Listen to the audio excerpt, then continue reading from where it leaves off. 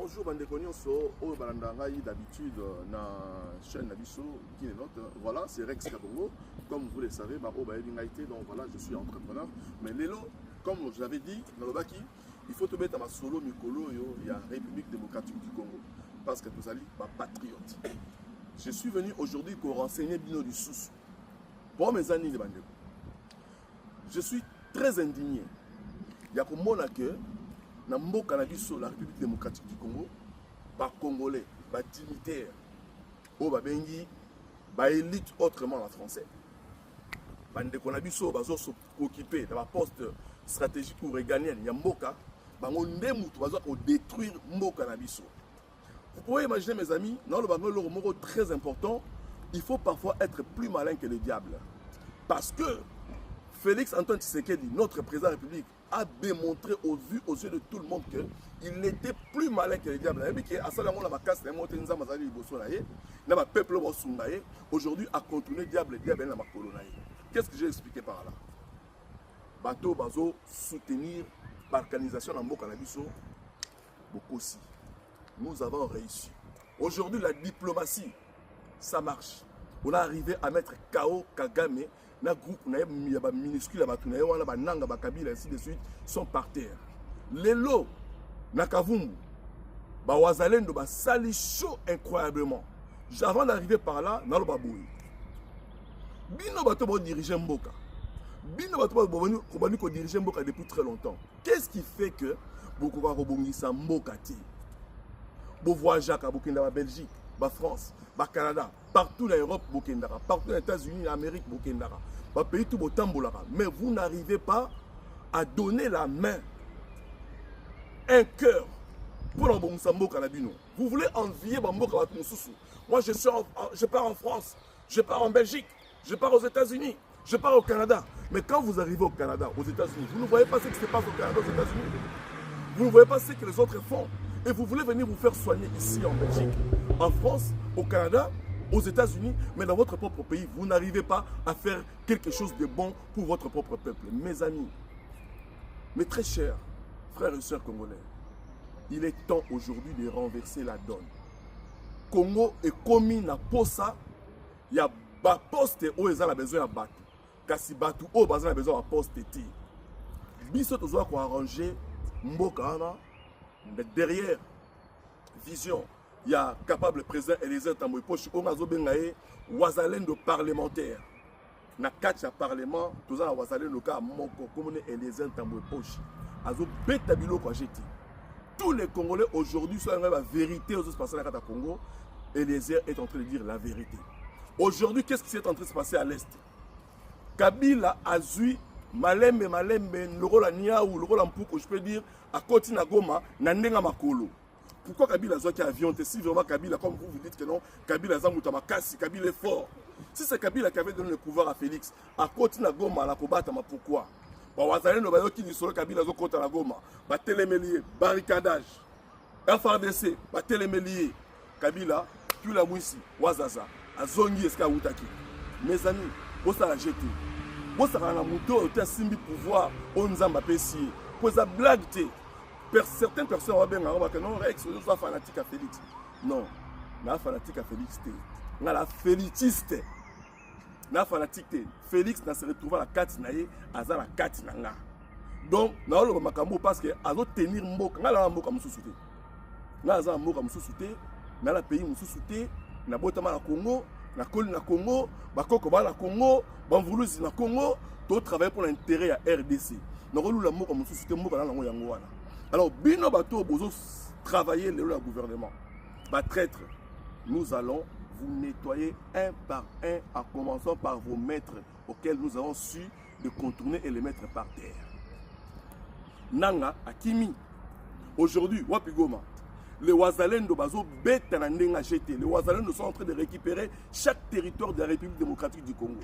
Le plan, il y a l'organisation Oyo, les politiciens nyonso bozo mona wana basalaki échoué. Mes amis Ofungola Misu, qui pouvait imaginer aujourd'hui un monsieur comme Franck Diongo? Aujourd'hui, je le vois vraiment zéro, un gaillard zéro.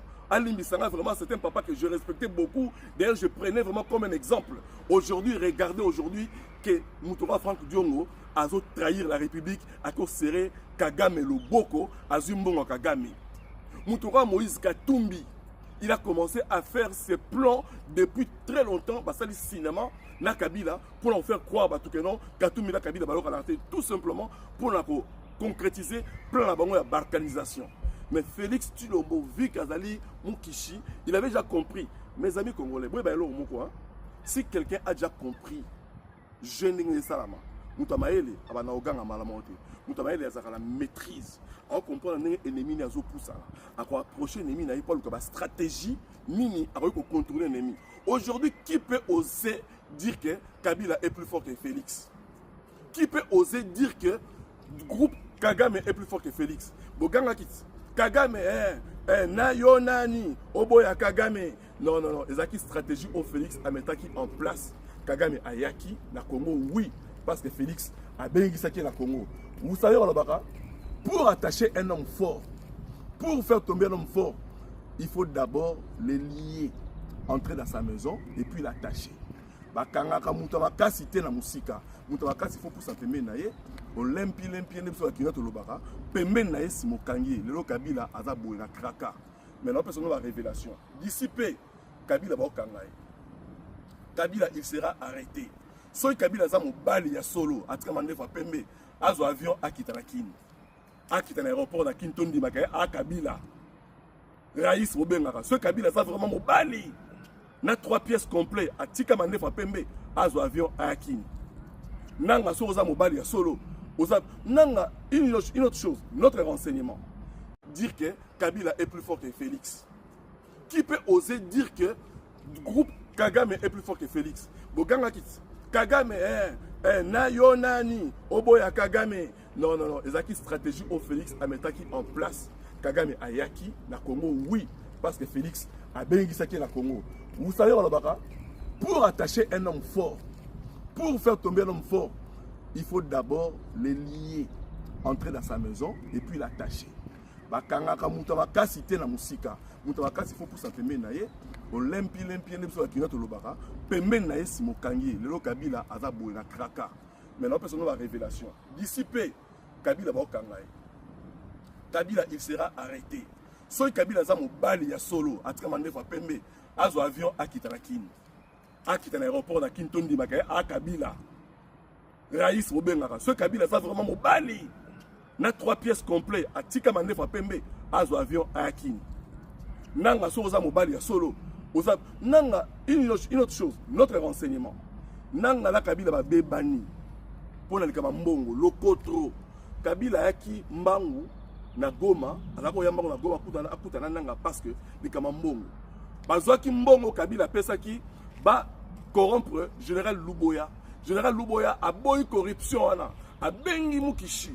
Moukontombolo, a bengi Félix, a ba pesanga mbongo pour ba corrompre ngai. Mbongo ngo za combien za autant. OK ça va vandanien. Ba bengi si Luboya na Kini. Abi papa nga makamana osala ngoti na contrôler ma solo. Ba wazalendo affaire de se ba koti. Kabila binanga mbongo za pesanga mbongo a pesaki 8 millions de dollars. Nanga a pesa votre espoir à créer banque. Nanga la maïlo créer banque na kata Goma. Ba américain ba bisinanga keno soko meki kaka. Ko sa eloko wana. Ba bis ba Rwanda boza ba sanction déjà. Ce qui est la collaboration avec la banque au rebelle au Sala, Bolali, Kenya, Burundi, Rwanda, Bazako Banga, Rolenga, Nanga Komi Nasuka, Nanga ne sait plus quoi faire. 8 millions Kabila, et Zawapi. Kabila bi pesa 8 millions, il a repris sur Kabila, tout la mise sur Zaza, Akimi, Nanga Kanyimbo, soit disant Sali Bank. Il n'y a pas une banque qui a été créée à Goma. Banque Wana Yusuka Nzela. Nanga bientôt, on va l'arrêter. Mes amis, c'était ça les renseignements que je peux vous donner aujourd'hui. Notre renseignement, bas Congolais. Bogangi Mboule Beti, Maekoti, Bola Boy. Est-ce que vous pensez vraiment que Mboula n'a pas montré au Sala, inondation ça n'a pas ya Tchangu. Bande ko na bo fungola misu. Il y a eu des infiltrés au Bayaki bakene ko saboter réserve ya mai na biso na Njili pour pas bimisa mai wana et ça na Mboula et ça inondation wana. C'est ça la vérité. Bino bona kata Kinshasa, vous comprendre comment c'est passé. Nous avons les ennemis na kata Kini. Congolais tout ce que vous avez mis tellement de Komobali, tellement de Komwasi. Koyoka espoir, koyoka discours, koyoka pe espoir dormant au bas ça yo par politicien congolais. Lelo Nzambe abimisi ba politicien nyonso na poisson selon prophétie ya Simoki Mbangu, le 5e président Oyakoya a séparé les Congolais à Malam na Mabé. Nazo répété dans la vidéo dans Nyonso. Et c'est la vérité aujourd'hui. Où est Katumbi? Où est Kabila? Franck Diongo. La liste elle est longue. Baza est belé. Vous pouvez imaginer, la Olivier Kamitatu. Olivier Kamitatu a sali Sony. Moi j'aimais ces messieurs avec la locution dans les Akilango. Tout ça, il y a Koloba. Mais éloquent, très éloquent quand il parlait. Mais aujourd'hui, Olivier Kamitatu, Azumaye Lewana, il y a à boire dans la poubelle, pas comme à Moukala, il y a Moïse Katumbi. Est-ce que vous pouvez imaginer? Voilà pourquoi je suis en train de mettre tous les intellectuels au Congo, pas tous, donc la majorité des intellectuels au Congo, la majorité de ceux qui disent qu'ils sont des doctorants, des licenciés, avec des gros diplômes, mais incapables de faire même une autoroute solide, des ingénieurs en RDC. Oh non, nous sommes des ingénieurs en finance, incapables de payer les fonctionnaires continuellement chaque mois. Oh, nous sommes des doctorants. Au passage à ma mission, je suis doctorant, je suis doctorant, je suis doctorant. Doctorant, tu as créé quoi en RDC? Je vous dis, les élites congolais, vous allez imiter Mamabé. Voilà pourquoi les Ouazalendo parlementaires et les Intamwepochi a sali proposition à loi. Et Kotaki déjà Bomoniango. Tokoueïsa, loi où ils ont protégé l'ancien chef d'État, l'ancien dignitaire. Vous dites que, cause de l'éducation, tout ça, la maîtrise, il y a le babylon, d'une manière très intellectuelle. Nous avons démontré qu'effectivement, dans le cas de Congo,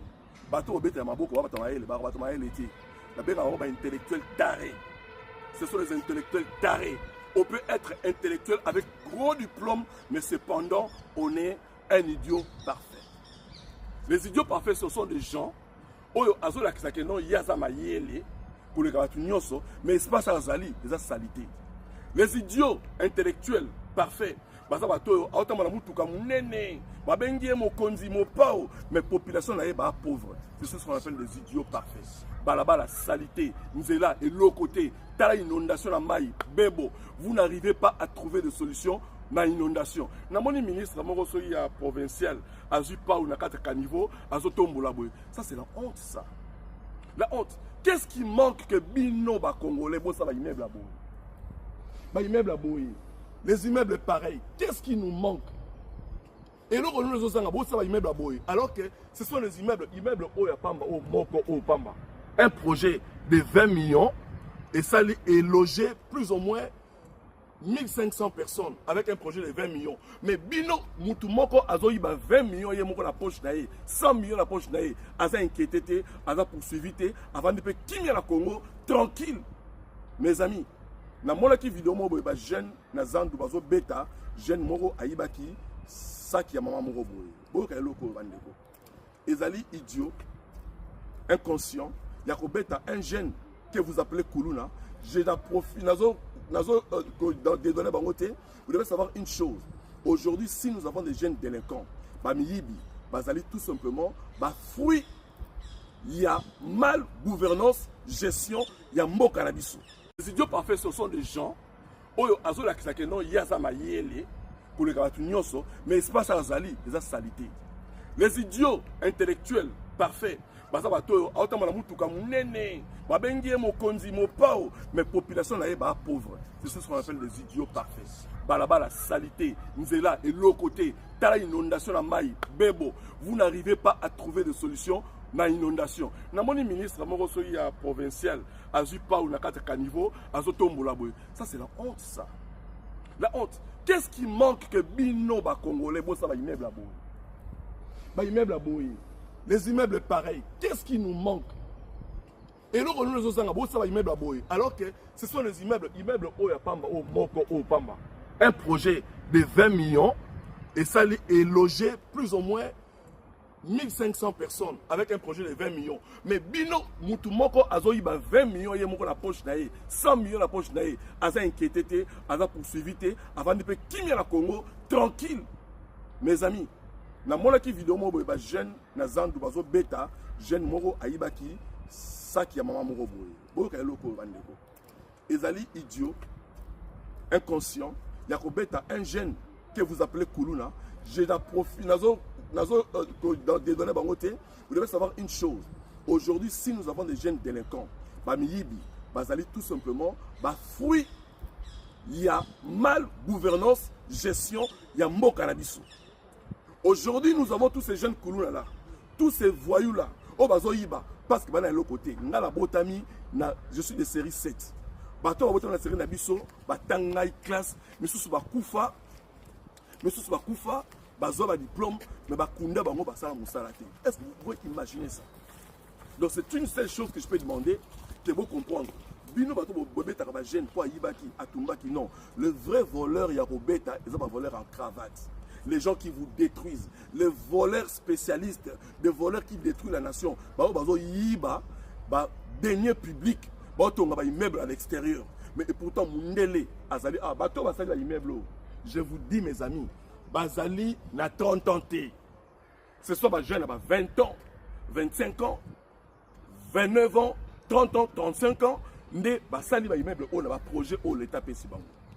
Voilà pourquoi tous les Congolais, messages dans les aliboé. Nous devons être tous derrière Antoine Félix Tshisekedi Tshilombo. Nous devons soutenir notre président de la République. Nous devons soutenir la RDC. Ce qui est sûr et certain. Nous avons affaire dans la Congo. Nous avons voyager. Et là, nous avons fait des promettant qu'ils sont en mars. Mars, c'est l'équipe. En juin. Juin, mais je vous promets, ils seront bientôt boués. Kraka. À très bientôt mes amis. Nous renseignement solo. Nous menacé Zachary Babaswa vers la Mola à ça et le côté, mais nous menacé, il ne fait que dire la vérité. Menace de mort, Eliezer Azui, combien de fois? Parce qu'il est parlementaire ou Azalendo, n'a qu'à parlement, à Bandité. Tout le monde avait vu comment Vital Kamere a quand même Eliezer Mounoko, la carte parlement. Parce qu'il avait posé la question, Yaba, Sango. Mais aujourd'hui, notre renseignement, vous savez que Sango Bazwa Mbongo et pas Rwanda, Kenya, Burundi, Sango Bazwa Mbongo, Bakabola Mbongo wana. Donc, Bakabola Mbongo wana, Bango Nyonso, c'est la vérité que je suis en train de vous dire. Aujourd'hui, les Sango Bazwa, Nyonso va comme démarche, tomber dans l'eau. Tomber dans l'eau. Vous devez comprendre que non, Félix, ensemble avec les Congolais et Dieu, nous avons gagné cette guerre. Et à très bientôt pour d'autres renseignements.